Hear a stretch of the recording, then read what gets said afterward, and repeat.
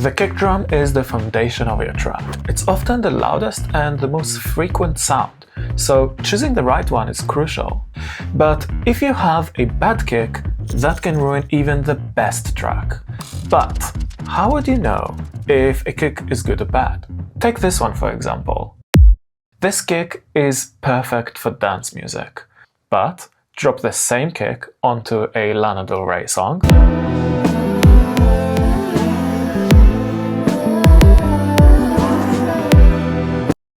this is a bad kick. So the first thing that we can conclude is that there is no such thing as a good or bad kick. It's all about context. So in this video, I will share with you the 4-step system that will help you to choose the best kick sample for your track or song. I also put together a free sample pack with 6 of my favorite kicks, which you can download below this video. But watch this video first so you know which kick to choose for your track. And if you're struggling to finish tracks consistently, in my program Stuck to Finished, I teach a system for every part of the production process. This helps my clients finish almost every track they start, which helps them get hundreds of thousands streams on Spotify, the music plays on the radio, and they get booked for gigs in clubs and festivals around the world. So if you want that too, check the link below this video. So, what makes a good kick? A good kick is one that works with your bass.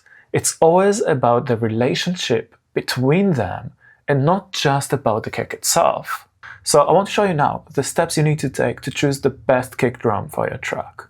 First, you need to decide the vibe of your track. So, for example, if you make techno, you want a boomy, sub-heavy and distorted kick. For house music, you want a shorter, punchy and clicky kick. For trap or hip-hop, usually 808 kick, which is often tuned to the key of your track.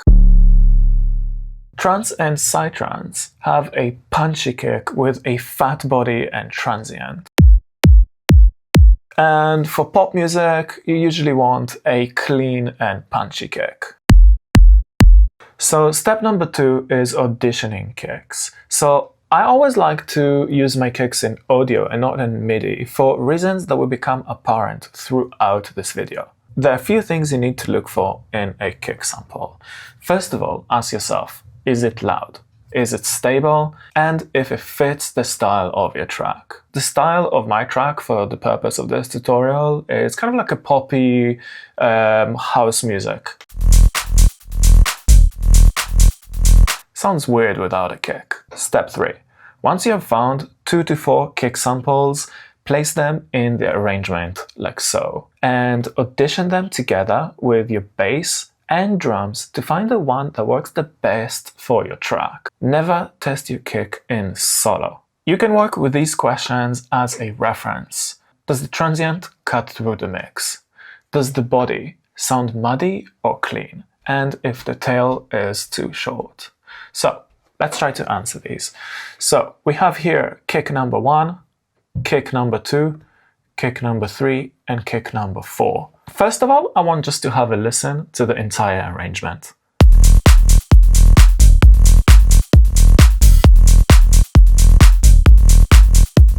So if we look at this kick, we can see that it's pretty loud. If it was quiet, it would be something like this. Is it stable? Yes, there are no random peaks and there are no dips. The audio form looks pretty consistent. And is the tail too short?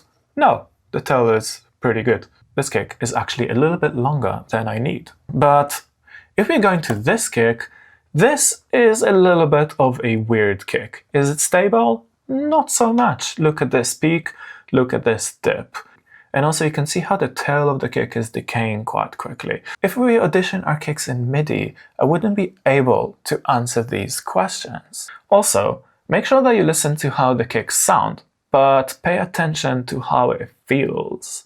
You hear the top end of the kick, the click, the transient, and you feel the low end, the body and sub. Let's have one more listen without our drums.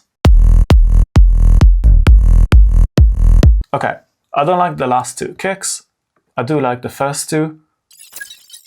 These 4 are the first kick, These four are the second kick. There are two more things they need to check for, which leads me to step number 4.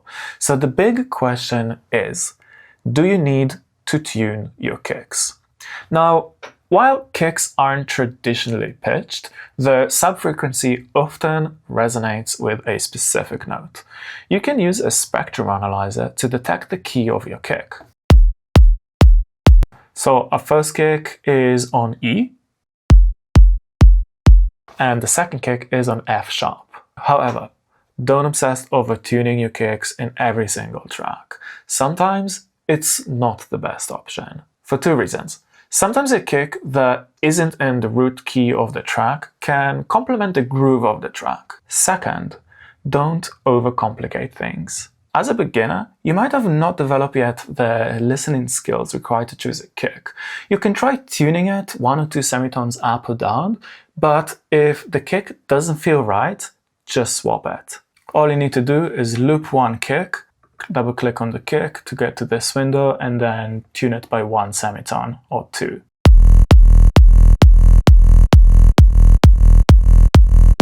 This sounds already a little bit weird.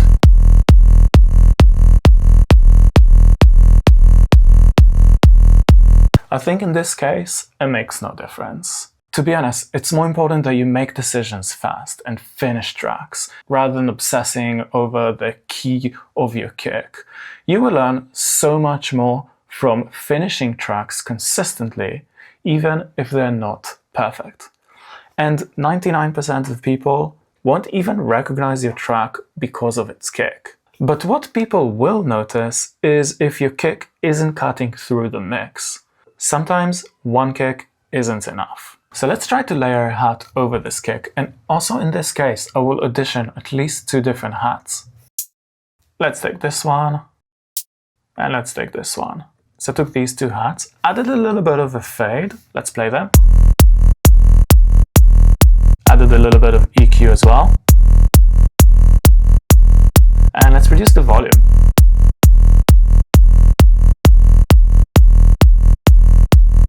I think I like the first one more. But it doesn't end there. This adds a little bit of presence for a kick, but we can also add a thump to add a bit more mid-range. So we can take a sound like this, add a little bit of a fade, add an EQ, and reduce the volume. And both back on. As I mentioned in the beginning of the video, the best kick drum is the one that works with your bass. But if you can't make a powerful bass, then watch this video next.